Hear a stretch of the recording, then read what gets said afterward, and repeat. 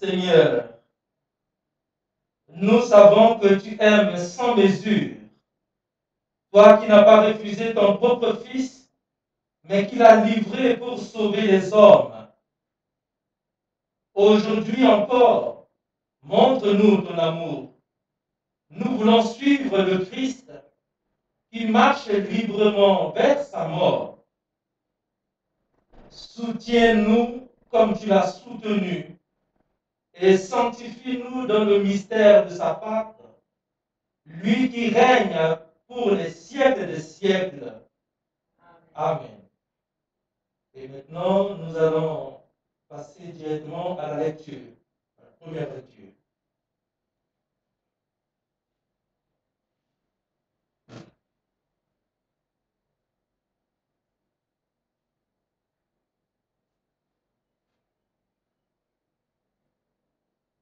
Première lecture, lecture du livre du prophète Isaïe, chapitre 52, verset 13, et suite, et verset chapitre 53, 12 et suite. Mon serviteur réussira, dit le Seigneur. Il montera, il se lèvera, il sera exalté. La multitude avait été consternée en le voyant, car il était si défiguré qu'il ne ressemblait plus à un homme. Il n'avait plus l'apparence d'un fils d'homme. Il étonnera de même une multitude des nations. Devant lui, les rois resteront bouche bée, car ils verront ce que jamais on ne leur avait dit. Ils découvriront ce dont ils n'avaient jamais entendu parler. Qui aurait cru ce que nous avons entendu? Le bras puissant du Seigneur, à qui s'est-il révélé? Devant lui, le serviteur a poussé comme une plante chétive, une racine dans une terre aride. Il était sans apparence, ni beauté qui attire nos regards. Son aspect n'avait rien pour nous plaire. Méprisé, abandonné des hommes, homme de douleur, familier de la souffrance, il était pareil à celui devant qui on se voile la face. Et nous l'avons méprisé, compté pour rien. En fait, c'était nos souffrances qu'il portait, nos douleurs dont il était chargé. Et nous pensions qu'il était frappé, meurtri par Dieu, humilié.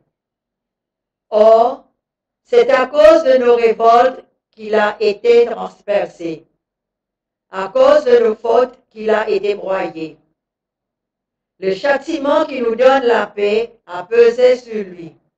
Par ses blessures, nous sommes guéris. Nous étions tous errants comme des brebis. Chacun suivait son propre chemin. Mais le Seigneur a fait retomber sur lui nos fautes à nous tous. Maltraité, il s'humilie. Il n'ouvre pas la bouche. Comme un agneau conduit à l'abattoir, comme une brebis muette devant les tondeurs, il n'ouvre pas la bouche. Arrêté, puis jugé, il a été supprimé. Qui donc s'est inquiété de son sort? Il a été retranché de la terre des vivants, frappé à mort pour les révoltes de son peuple. On a placé sa tombe avec les méchants, son tombeau avec les riches. Et pourtant, il n'avait pas commis de violence. On ne trouvait pas de tromperie dans sa bouche. Broyé par la souffrance, il a plu au Seigneur. S'il remet sa vie en sacrifice de réparation, il verra une descendance, il prolongera ses jours. Par lui, ce qui plaît au Seigneur réussira. Par suite de ses tourments, il verra la lumière, la connaissance le comblera. Le juste, mon serviteur, justifiera les multitudes, il se chargera de leurs fautes. C'est pourquoi Parmi les grands, je lui donnerai sa part. Avec le puissant, il partagera le butin, car il s'est dépouillé lui-même jusqu'à la mort, et il a été compté avec les pécheurs, alors qu'il portait le péché des multitudes et qu'il intercédait pour les pécheurs. Parole du Seigneur. Nous rendons grâce à Dieu. Ô Père, en tes mains je remets mon esprit. En tes mains, ô Seigneur, je remets mon esprit. En tes mains, ô Seigneur, je remets ma vie. En toi, Seigneur, j'ai mon refuge. Garde-moi d'être humilié pour toujours. En tes mains, je remets mon esprit. Tu me rachètes, Seigneur, Dieu de vérité. En tes mains, ô Seigneur, je remets mon esprit. En tes mains, ô Seigneur, je remets ma vie. Je suis la risée de mes adversaires et même de mes voisins. Je fais peur à mes amis. S'ils me voient dans la rue, ils me fuient. En tes mains, ô Seigneur, je remets mon esprit. En tes mains, ô Seigneur, je remets ma vie. On m'ignore comme un mort oublié, comme une chose qu'on jette. J'entends les calomnies de la foule. Ils s'accordent pour m'ôter la vie. En tes mains, ô Seigneur, je remets mon esprit. En tes mains, ô Seigneur, je remets ma vie. Moi, je suis sûr de toi, Seigneur. Je dis, tu es mon Dieu. Mes jours sont dans ta main. Délivre-moi des mains hostiles qui s'acharnent.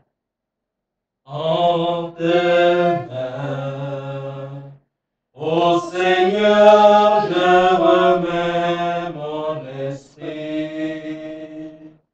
En tes mains, ô Seigneur, je remets ma vie. Sur ton serviteur que s'illumine ta face. Sauve-moi par ton amour. Soyez forts, prenez courage, vous tous qui espérez le Seigneur.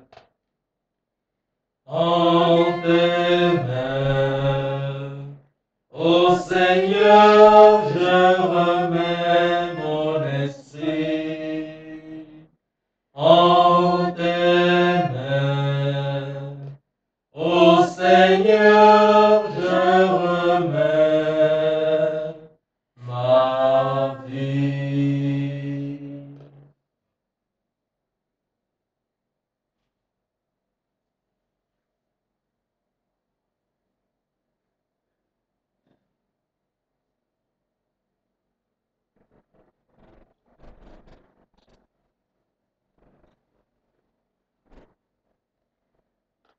Deuxième lecture. Lecture de la lettre aux Hébreux. Chapitre 4, vers 14 à 16. Chapitre 5, vers 7 à 9. Frères, en Jésus, le Fils de Dieu, nous avons le grand prêtre par excellence, celui qui a traversé les cieux, tenons donc ferme l'affirmation de notre foi. En effet, nous n'avons pas un grand prêtre incapable de compatir à nos faiblesses, mais un grand prêtre éprouvé en toutes choses, à notre ressemblance, excepté le péché. Avançons-nous donc avec assurance vers le trône de la grâce pour obtenir miséricorde et recevoir en temps voulu la grâce de son secours. Le Christ, pendant les jours de sa vie dans la chair, offrit avec un grand cri et dans les larmes des prières et des supplications à Dieu qui pouvait le sauver de la mort, et fut exaucé en raison de son grand respect. Bien qu'il soit le Fils, il a pris par ses souffrances l'obéissance et conduit à sa perfection. Il est devenu pour tous ceux qui lui obéissent la cause du salut éternel. Parole du Seigneur. Nous rendons grâce à Dieu.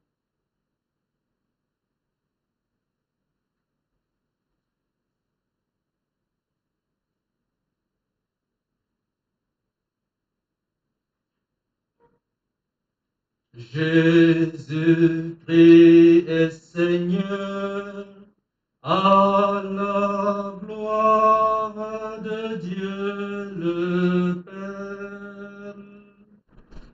Jésus-Christ est Seigneur, à la gloire de Dieu le Père. Pour nous, le Christ est devenu obéissant jusqu'à la mort et la mort de la croix. C'est pourquoi Dieu l'a exalté.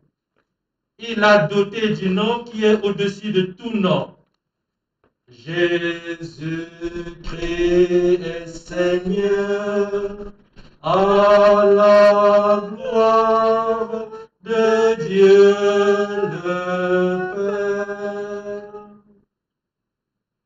Le Seigneur soit avec vous. Et avec votre esprit. La passion de notre Seigneur Jésus-Christ selon Saint Jean. Gloire à toi, Seigneur. En ce temps-là, après le repas, Jésus sortit avec ses disciples et traversa le torrent du Cédron. Il y avait là un jardin dans lequel il entra avec ses disciples. Judas, qui le livrait, connaissait l'endroit lui aussi, car Jésus et ses disciples s'y étaient souvent réunis. Judas, avec un détachement de soldats, ainsi que des gardes envoyés par les grands prêtres et les pharisiens, arrive à cet endroit. Ils avaient des lanternes, des torches et des armes. Alors Jésus, sachant tout ce qu'il allait lui arriver, s'avança et leur dit: Qui cherchez-vous? Ils lui répondirent: Jésus le Nazaréen. Il leur dit: C'est moi, je le suis. Judas, qui le livrait, se tenait avec eux.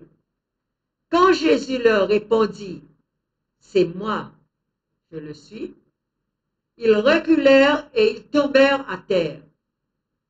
Il leur demanda de nouveau: Qui cherchez-vous? Ils dirent: Jésus le Nazaréen. Jésus répondit: Je vous l'ai dit, c'est moi, je le suis. Si c'est bien moi que vous cherchez, cela, laissez-les partir. Ainsi s'accomplissait la parole qu'il avait dite: Je n'ai perdu aucun de ceux que tu m'as donnés. Or, Simon-Pierre avait une épée.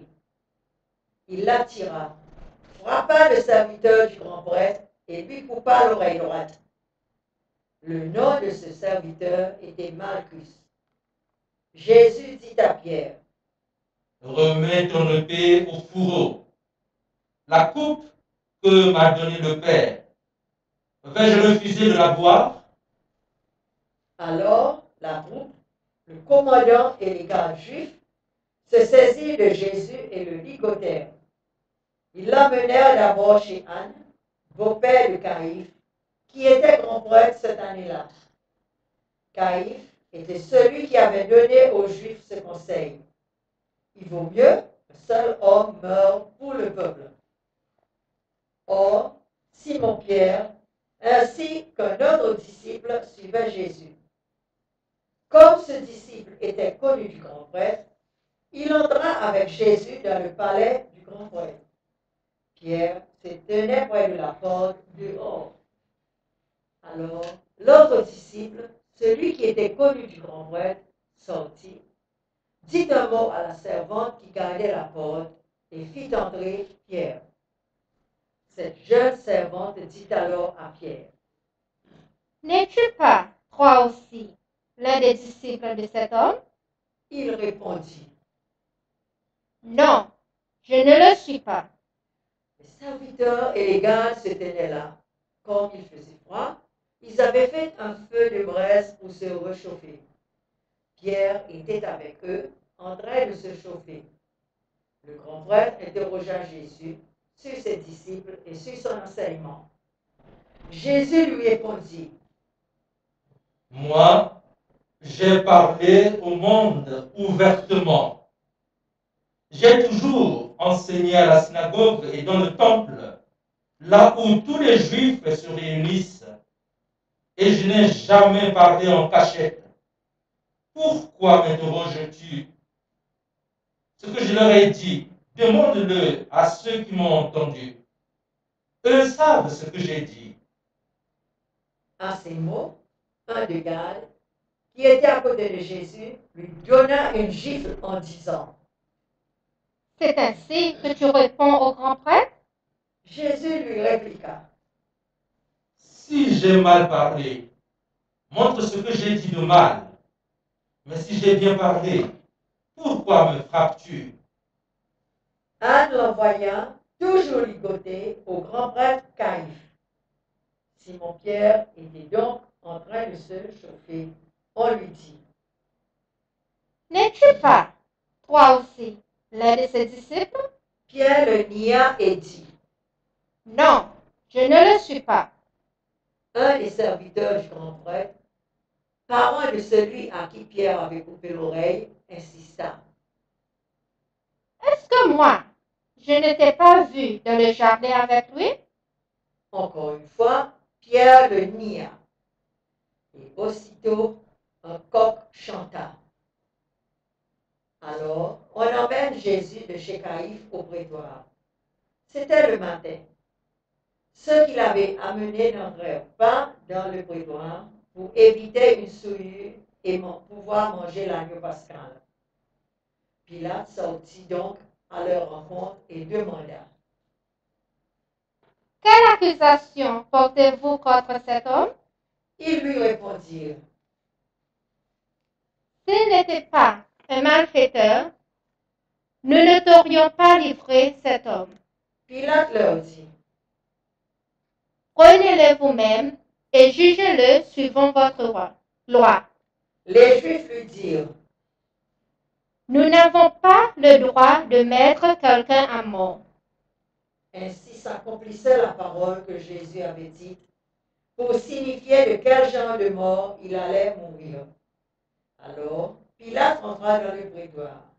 Il appela Jésus et lui dit, Es-tu le roi des Juifs? Jésus lui demanda, Tu dis cela de toi-même, ou bien d'autres te l'ont dit à mon sujet? Pilate répondit, Est-ce que je suis juif, moi? Ta nation et les grands prêtres t'ont livré à moi. Qu'as-tu donc fait? Jésus déclara, Ma royauté n'est pas de ce monde. si ma royauté était de ce monde, j'aurais des gardes qui se seraient battus pour que je ne sois pas livré aux Juifs. En fait, ma royauté n'est pas d'ici. Pilate lui dit, alors, tu es roi? Jésus répondit, c'est toi-même qui dis que je suis roi. Moi, je suis né. Je suis venu dans le monde pour ceci. Rendre témoignage à la vérité. Quiconque appartient à la vérité écoute ma voix. Pilate lui dit, Qu'est-ce que la vérité? ayant dit cela, il sortit de nouveau à la rencontre des Juifs et il leur déclara, Moi, je ne trouve en lui aucun motif de condamnation. Mais, chez vous, c'est la coutume que je vous relâche quelqu'un pour la Pâque. Voulez-vous donc que je vous relâche le roi des Juifs? Alors ils répliquèrent en criant, Pas lui, mais Barabbas. or ce Barabbas était un bandit. Alors Pilate fit saisir Jésus pour qu'il soit flagellé. Les soldats dressèrent avec des épines une couronne qu'ils lui posèrent sur la tête. Puis ils le revêtirent d'un manteau pourpre. Ils s'avancèrent vers lui et ils disaient, Salut à toi, roi des Juifs. et ils le giflaient. Pilate de nouveau sortit dehors et leur dit, Voyez, je vous l'amène dehors pour que vous sachiez que je ne trouve en lui aucun motif de condamnation. Jésus donc sortit dehors, portant la couronne d'épines et le manteau pourpre. Et Pilate leur déclara. Voici l'homme. Quand ils le virent, les grands prêtres et les gardes se mirent à crier. Crucifie-le, crucifie-le. Pilate leur dit, Prenons-le vous-même et crucifiez-le. Moi, je ne trouve en lui aucun motif de condamnation. ils lui répondirent, Nous avons une loi, et suivant la loi, il doit mourir, parce qu'il s'est fait fils de Dieu. quand Pilate entendit ces paroles, il redoubla de crainte. Il rentra dans le prétoire et dit à Jésus. D'où es-tu? Jésus ne lui fit aucune réponse. Pilate lui dit alors, Tu refuses de me parler à moi? Ne sais-tu pas que j'ai pouvoir de te relâcher et pouvoir de te crucifier? Jésus répondit, Tu n'aurais aucun pouvoir sur moi si tu ne l'avais reçu d'en haut. C'est pourquoi celui qui m'a livré à toi porte un péché plus grand. dès lors, Pilate cherchait à le relâcher, mais les Juifs se mirent à crier. Si tu le relâches, tu n'es pas un ami de l'empereur. Quiconque se fait roi s'oppose à l'empereur. En entendant ces paroles, Pilate emmena Jésus au dehors. Il le fit asseoir sur une estrade, au lieu dit le dallage, en hébreu, Gabbatha. C'était le jour de la préparation de la Pâque. Vers la 6e heure, environ midi, Pilate dit aux Juifs. Voici votre roi. Alors ils crièrent. À mort, crucifiez-le. Pilate leur dit. Vais-je crucifier votre roi? Les grands prêtres répondirent. Nous n'avons pas d'autre roi que l'empereur. Alors il leur livra Jésus pour qu'il soit crucifié. Il se saisit de Jésus et lui-même portant sa croix, sortit en direction du lieu dit le crâne, ou calvaire, qui se dit en hébreu Golgotha. C'est là qu'ils le crucifièrent et deux autres avec lui, un de chaque côté et Jésus au milieu. Pilate avait rédigé un écriteau qu'il fit placer sur la croix. Il était écrit: Jésus le Nazaréen, roi des Juifs.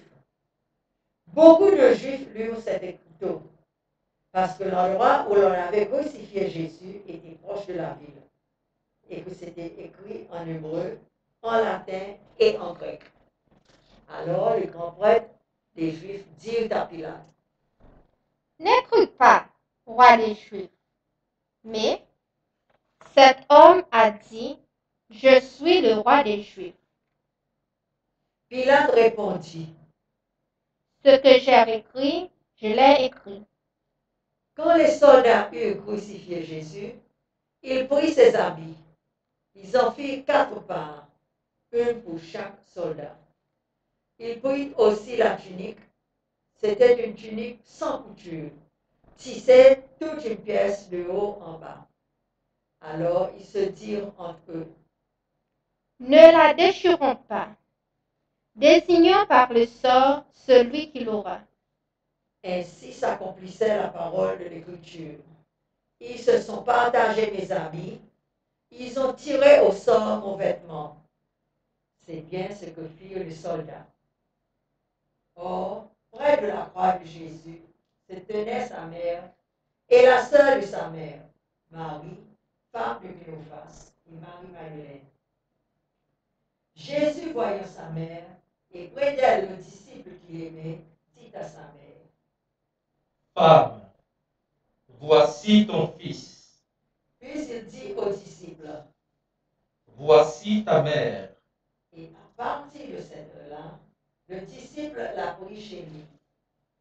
Après cela, sachant que tout désormais était achevé pour que l'écriture s'accomplisse jusqu'au bout, Jésus dit, J'ai soif. il y avait là un récipient plein d'une boisson vinaigrée. On fixa donc une éponge remplie de ce vinaigre à une branche d'hysope et l'on l'approcha de sa bouche. Quand il eut pris le vinaigre, Jésus dit, Tout est accompli. puis inclinant la tête, il remit l'esprit.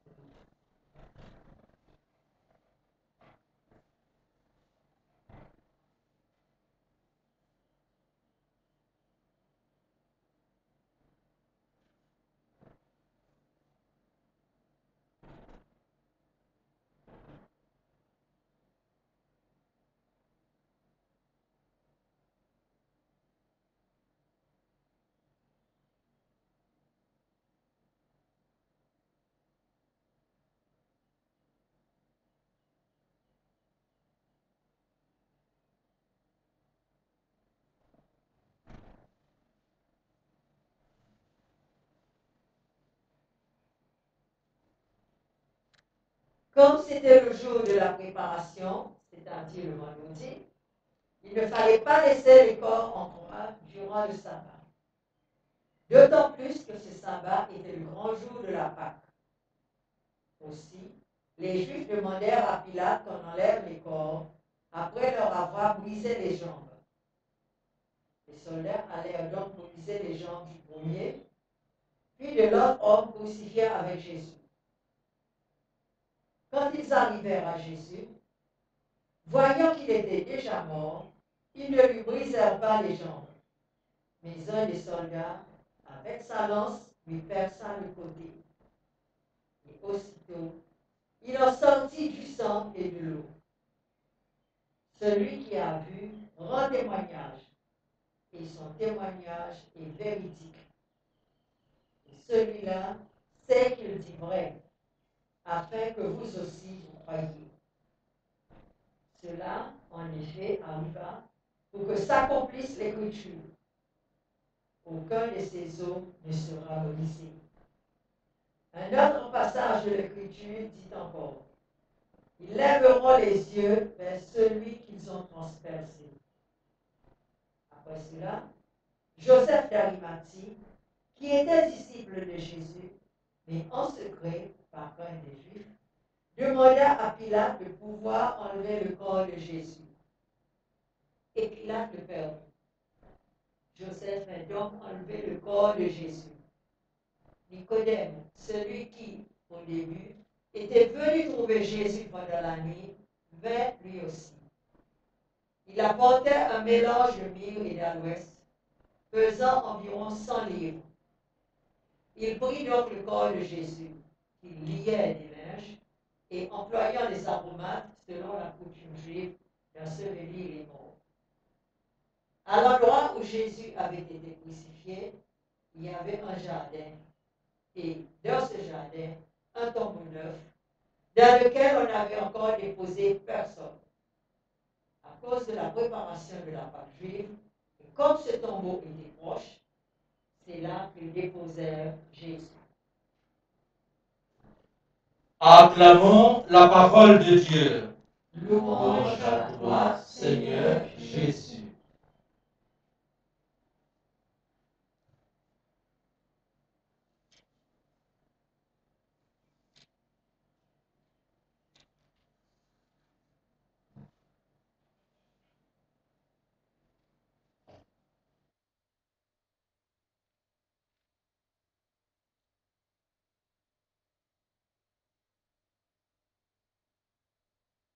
Quelques petits mots pour nous aider à approfondir notre méditation de ce jour où nous commémorons notre Seigneur Jésus-Christ qui a été condamné injustement à mort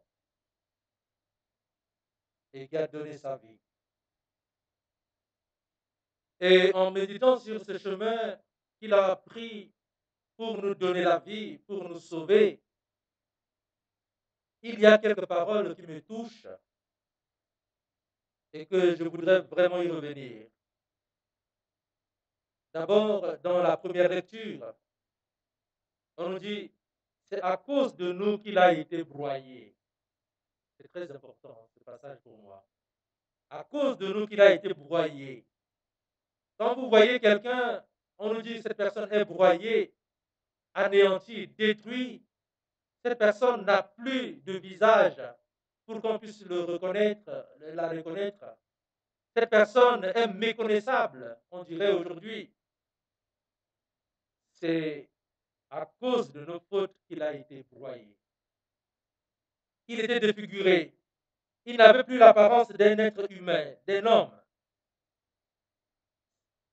Il était le familier de la souffrance. Vous voyez, toutes ces paroles que le prophète Isaïe décrit ici se retrouvent sur la personne de Jésus aujourd'hui, qui est complètement rejeté de tout le monde, homme de la souffrance, condamné à mort, condamné à porter une croix jusqu'au Golgotha pour mourir. Et pendant que je dis cela, je médite sur ce passage d'Isaïe, je pense aussi à une partie de l'humanité qui est aujourd'hui rejetée, méprisée. Une partie de l'humanité qui est abandonnée des hommes, dont la souffrance, c'est pour cette partie. La famine, les guerres, tout ce qu'il y a de mauvais, c'est eux qui subissent cela. Ils ne sont plus considérés comme des êtres humains, comme si c'est des gens tout le temps sur qui on jette tout ce qui est mauvais. Ils sont même l'incarnation du mal. Ils sont eux-mêmes tout ce qui amène l'être humain à être complètement défiguré, à perdre même sa nature d'être humain. Et nous en avons dans la société, dans notre monde aujourd'hui. C'est dans tous les niveaux que nous pouvons trouver. Ce que le prophète Isaïe dit aujourd'hui, dans nos familles, nous avons des personnes que nous rejetons, que nous maltraitons, que nous humilions à tout moment. Dans nos relations les uns avec les autres, il y a des gens que nous méprisons, nous rejetons, nous maltraitons, nous humilions.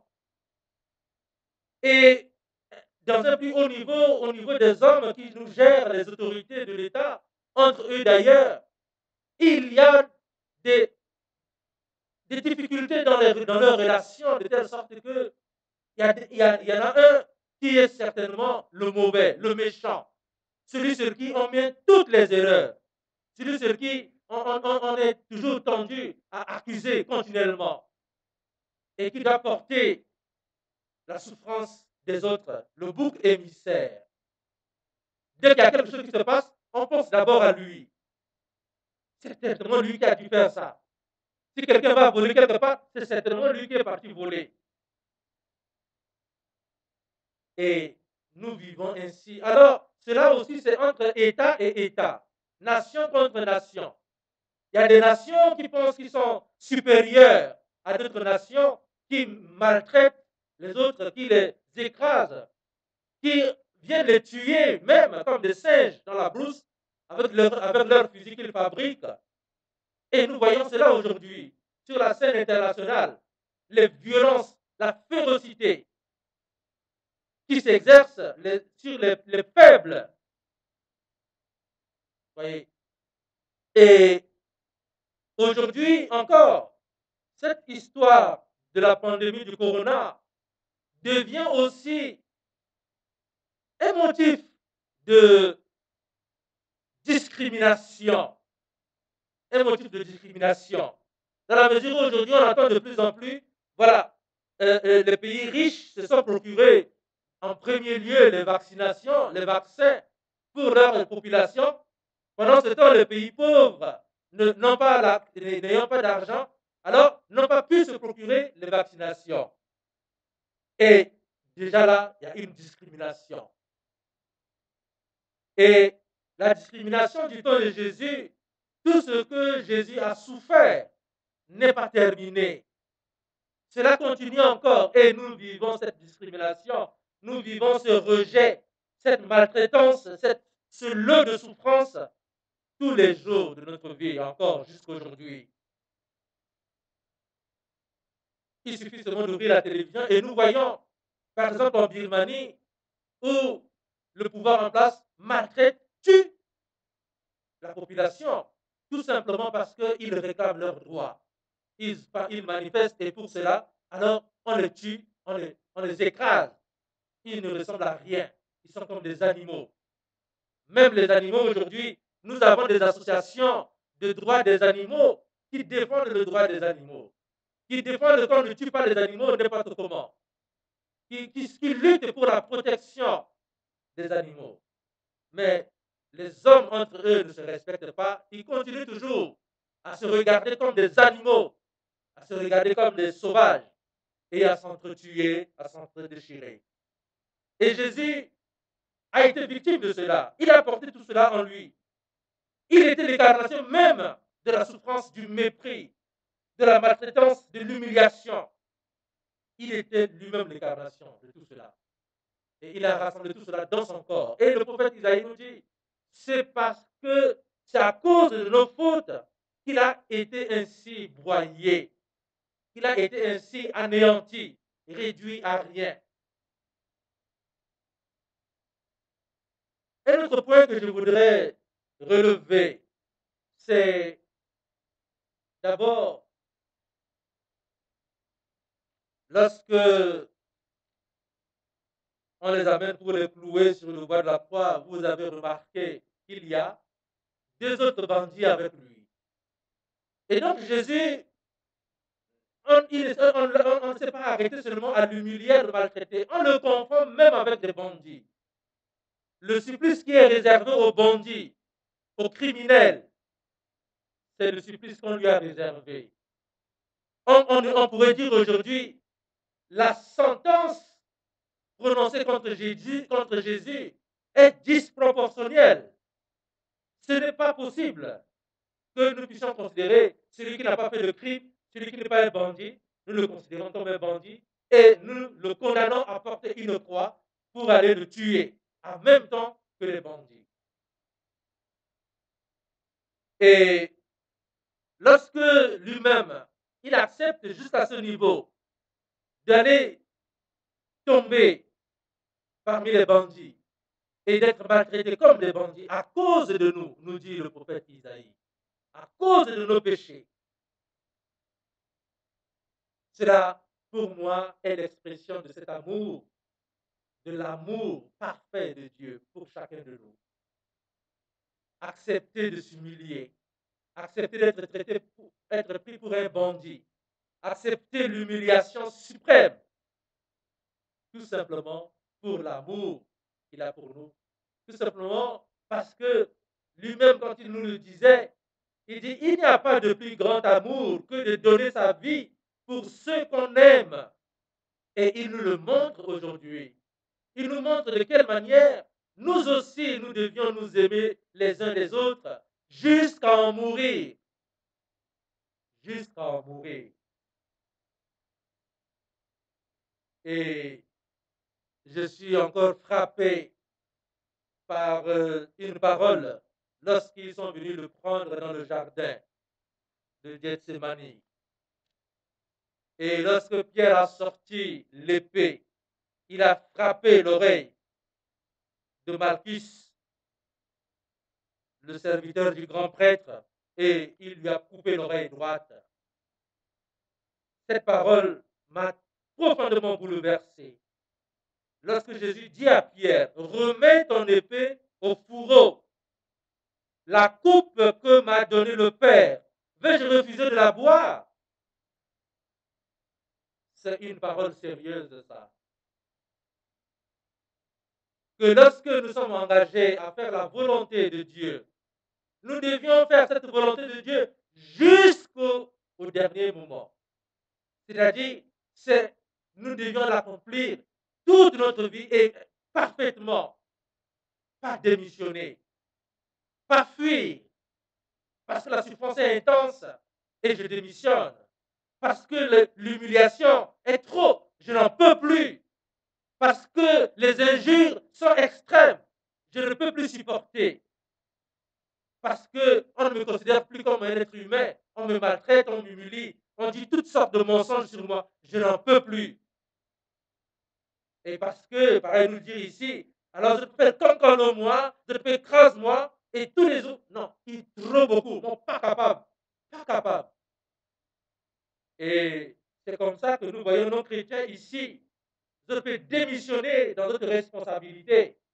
Je peux démissionner alors que je peux accepter prendre certaines responsabilités. Et après, 2 jours, 3 jours après, je te rejeter tout ça, je démissionner. Jésus n'a pas refusé.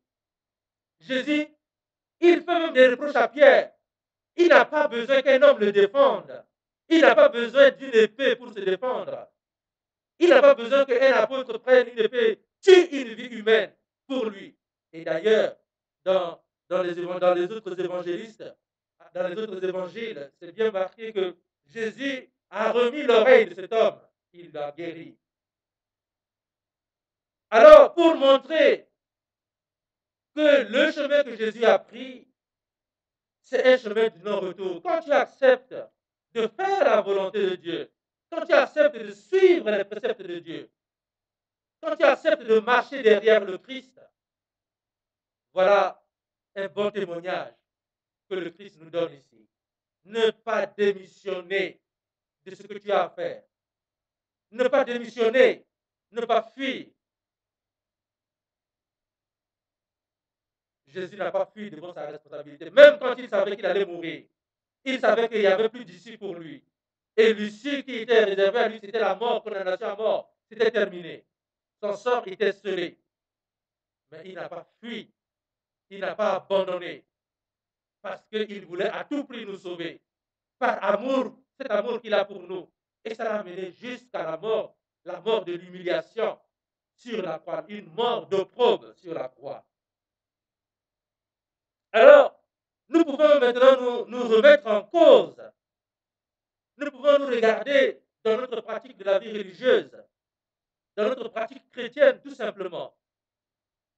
Est-ce que nous savons assumer nos responsabilités jusqu'au bout? Est-ce que nous savons prendre nos responsabilités jusqu'au bout? Il y en a qui refusent d'aller dans les groupes de prière, dans les groupes de l'église, parce qu'ils craignent d'être insultés, ils craignent d'être méprisés, d'être rejetés ou bien d'être calomniés par les autres. Il y en a qui sont déjà dans le groupe et qui fuient ce groupe parce qu'ils ne peuvent pas supporter l'humiliation, parce qu'ils ont été offensés, parce qu'un autre membre leur a dit une parole ils sont tellement offensés, plus offensés que Jésus lui-même. Ils souffrent plus que Jésus, de telle sorte qu'ils ne peuvent pas continuer. Ils démissionnent. Nous avons vu des chrétiens aussi qui ne viennent pas encore à l'église. Ils fuient leur paroisse pour aller dans d'autres paroisses. À défaut, alors ils quittent carrément l'église catholique pour aller dans d'autres églises. Tout simplement parce que une parole leur a été dite, une remarque leur a été dite, une vérité leur a été dite, et ils ne supportent pas cela. Ils prennent la clé des champs, ils fuient, ils abandonnent. C'est pour vivre en quelle qualité de chrétien. Notre vie chrétienne, est-ce que c'est une vie de gloire? Est-ce que c'est une vie d'honneur que nous recherchons? Est-ce que c'est une vie où nous voulons toujours être exaltés? Ou bien nous sommes engagés à suivre le Christ, à marcher sur ses pas, à marcher sur les traces de notre Seigneur. Et nous avons besoin de faire une révision sincère de notre vie chrétienne aujourd'hui, pour voir de quelle manière nous concevons notre vie chrétienne. Est-ce que c'est seulement une vie vouée pour les honneurs, ou bien c'est une vie, le chemin de l'humiliation, le chemin de la souffrance, des injures, que nous sommes invités à braver comme Jésus, pour qu'à la fin, nous soyons récompensés. Mais si déjà nous voulons que les hommes nous